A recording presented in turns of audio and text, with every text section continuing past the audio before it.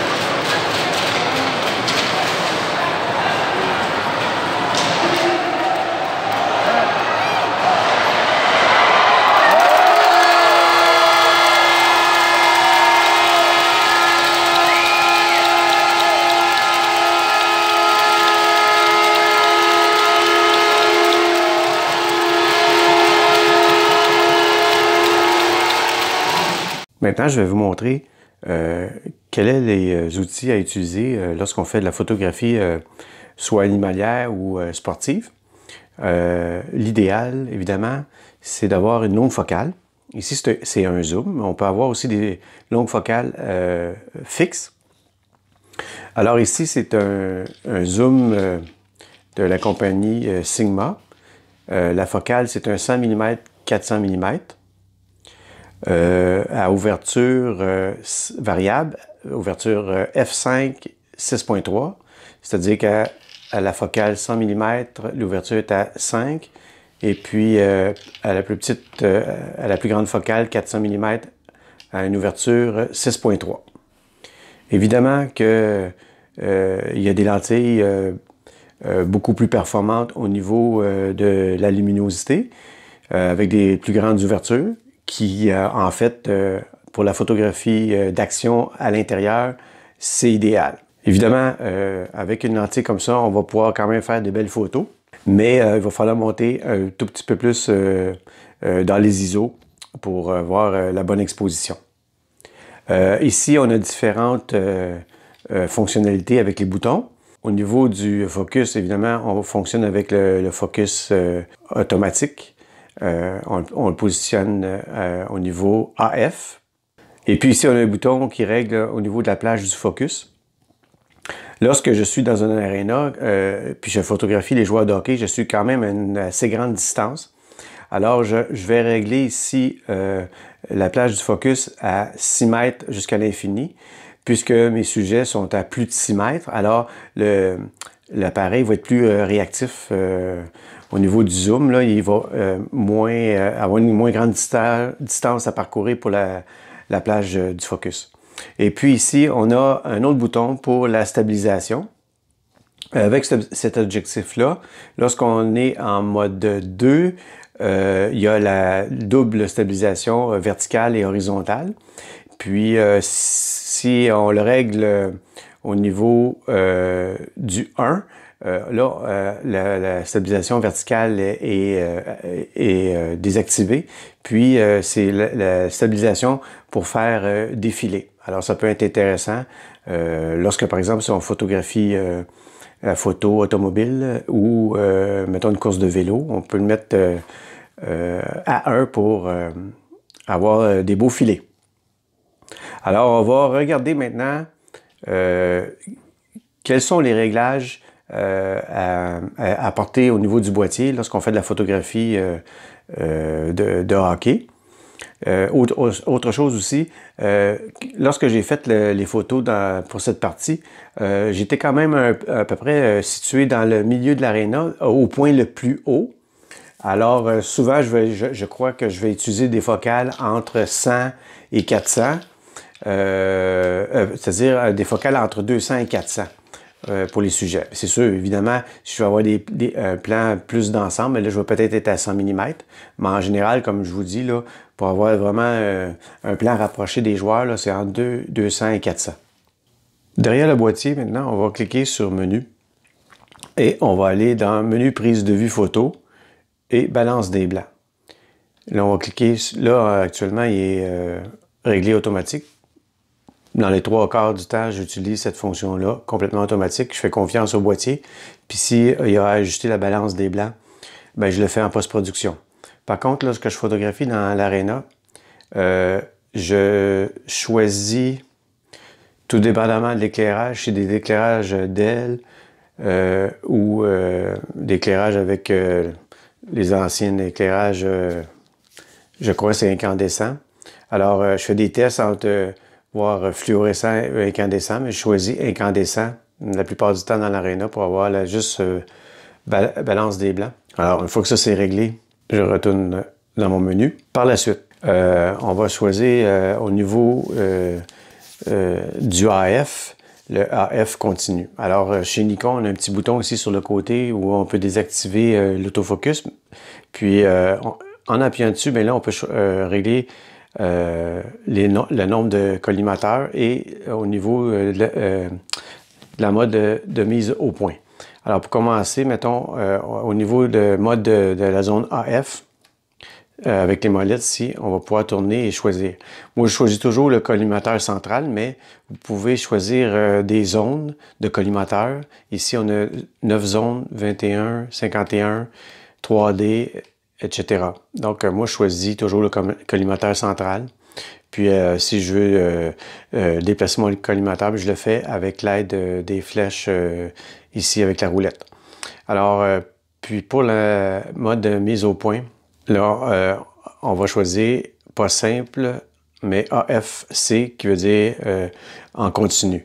Donc, lorsque je choisis mon sujet qui est en déplacement rapide, alors lui, il va toujours faire la mise au point quand je maintiens le bouton ici enfoncé là, de la mise au point. Alors, lorsque je photographie dans une aréna, une partie de hockey, l'action se passe très rapidement, donc priorité à la vitesse. Donc, on le règle sur Speed, S. Puis, je descends rarement en bas de 1 millième de seconde. Et puis, je peux photographier vraiment à des plus hautes vitesses aussi pour bien figer l'action. Les ISO, là, je l'ai pas, là, il est réglé de façon manuelle, mais je peux le mettre en mode automatique en lui déterminant une plage à laquelle je dis, bon, ben descends, va pas au-delà de 6400 ISO puisque le boîtier, lui, tolère, mettons, par exemple, avec ce boîtier-là, jusqu'à 6400. Après, il y a trop de bruit. Autre réglage qui est important lorsqu'on fait la photo d'action, je le sélectionne ici sur mon boîtier Nikon, le petit CH ici, en appuyant sur le bouton, on peut tourner la roulette ici. Alors, ça, c'est le mode rafale. Très important que le mode rafale, c'est quoi? C'est quand on maintient le bouton pour la prise de vue. Lui, il va aller selon les capacités du boîtier, évidemment. Faire une rafale, par exemple, de 5, 8 ou 10 photos secondes pour avoir une séquence de photographie. Puis dans cette séquence-là, évidemment, ils ne sont pas toutes peut-être au focus, mais on a une chance d'en avoir au moins une de bonne dans la sélection. On peut le voir ici, là, le mode rafale, qui nous indique qu'il fait 5 photos secondes. Je peux le régler ici à 3 photos secondes. Lorsque je fais de la photo sportive ou animalière, j'installe toujours mon batterie grip ici, puisque rapidement, je peux faire aussi des photos à la verticale. Alors, c'est beaucoup plus souple au niveau de l'utilisation, beaucoup plus agréable. Alors, évidemment, ça alourdit un petit peu l'ensemble, mais pour moi, c'est indispensable. Autre aspect qui est important aussi, c'est au niveau de votre carte SD, d'avoir une carte SD performante au niveau de l'écriture, puisque par rapport aussi à votre boîtier, là, que ce soit bien compatible. Renseignez-vous auprès de votre magasin de photos préféré pour que ça soit vraiment très réactif, pour que le buffer de votre appareil soit optimisé au maximum, parce que pour pas que vous attendiez après on va dire le processeur interne, là, puis c'est frustrant à ce moment-là parce qu'on manque peut-être de très bonnes photos. Moi, je photographie quand même en mode des fichiers RAW, mais vous pouvez, encore une fois, peut-être quand c'est la photo sportive, puis vous voulez produire rapidement des photos, peut-être photographier en JPEG. Alors à ce moment-là, c'est encore plus réactif au niveau du boîtier. On va maintenant se retrouver dans Affinity Photo pour faire une retouche d'une scène d'action d'une partie de hockey. À tout de suite. Nous voilà dans l'interface Développe Persona. Cette fois-ci, au niveau du développement de la photographie, on va faire la retouche photo pratiquement au complet dans Développe Persona. Puisque la photographie, vraiment, j'ai été obligé de monter en ISO, à peu près à 6400 ISO avec mon boîtier D6200. Et puis, vu que c'est un objectif qui est un peu moins lumineux, alors c'est pour ça que je monte en ISO. Alors, ça génère du bruit, évidemment. Et puis, dans le développement, je veux que Développe Persona contrôle au niveau de la réduction du bruit. Alors, on va commencer immédiatement. Alors ici, j'ai la photo brute. On va commencer par les deux manipulations que je commence toujours au départ, c'est au niveau des tons foncés, tons clairs. Alors, je mets le ton clair à moins 100%. Après, je m'en vais dans Exposition, puis je le mets à 25%. Par la suite, j'ai mis 6% au niveau du point noir. Et puis, j'ai ajusté pratiquement 2 stops, un petit peu plus que 2 stops, l'exposition. On voit ici l'histogramme, comment il se partage, qui se dessine ici sur le diagramme. La seule retouche que je vais faire dans Affinity Photo, ça va être au niveau du réglage de la balance des blancs. Comme on l'a vu précédemment, je vais régler la balance des blancs à même le boîtier pour faire des photos dans une aréna. Mais on va peut-être être obligé d'ajuster un petit peu la balance des blancs à notre convenance. Par la suite, ici, il y a l'onglet Accentuer. Alors, j'ai fait des ajustements au niveau des contrastes. J'ai augmenté de 12%, la clarté de 18%, la saturation de 3% et la vibrance à 5%. Évidemment, c'est tous des ajustements que vous pouvez déterminer selon vos goûts. Là, on peut remarquer ici, si je zoome dans l'image, on s'aperçoit qu'il y a beaucoup de bruit ici, surtout dans les noirs. Là. On va ajuster ça par la suite. Okay. On va faire, dans l'onglet Objectif, la réduction d'aberration chromatique et supprimer le vignettage aussi. Après, on va aller dans l'onglet Détails et puis on va affiner les détails. Alors, j'ai augmenté 40, on va le mettre à 40 aussi, 40-40, le rayon et la quantité. Et là, pour cette photo-là, ce qui est très important, c'est le prochain ajustement, la réduction de bruit. Là, on va voir, là,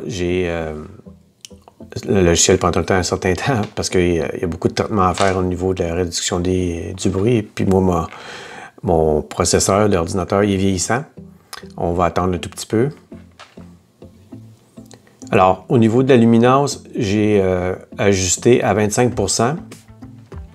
Détail de la luminance à 50 %. Bon, la contribution du bruit de luminance est à 100 %. Et puis, tantôt, on voyait les pixels de couleur. Alors ici, j'ai monté jusqu'à 30 %. Je vais zoomer dans l'image. Puis là, on examine si notre tolérance au lissage de photos, si on considère que c'est trop ou pas assez selon le bruit. Moi, je dirais que les curseurs sur lesquels il faut vraiment mettre l'emphase, c'est au niveau de la luminance et au niveau de la couleur. Ces deux curseurs-là font en sorte qu'il y a un compromis à faire. On peut quand même laisser une certaine, on va dire, entre guillemets, pixelisation. Mais ça, c'est à vous de juger. Alors, c'est à peu près les ajustements que j'ai fait pour cette photo. Maintenant, je vais développer la photo, puis on va se retrouver dans Affinity Photo pour peut-être jouer un petit peu avec la balance des blancs. Je vais maintenant aller dans Calque, Calque de réglage et balance des blancs.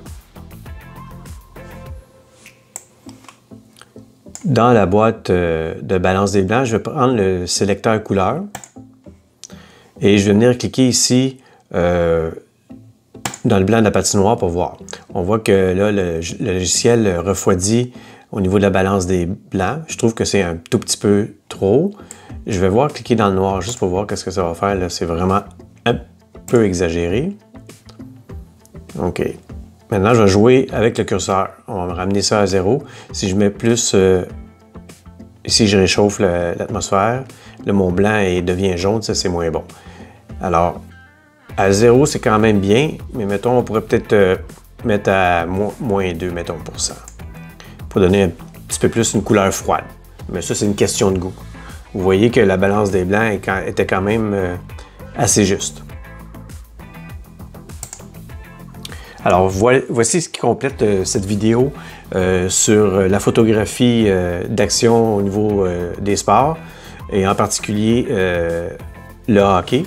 Alors, j'aimerais d'avoir de votre part des retours d'expérience, les trucs que vous utilisez lorsque vous faites de la photo. Premièrement, si vous faites souvent de la photo sportive, quel type d'objectif vous utilisez, quel sport vous photographiez. Alors, ça pourrait être intéressant. Alors, je vous laisse le loisir de laisser un commentaire, c'est toujours apprécié. Et puis, on se dit à la prochaine vidéo. Merci.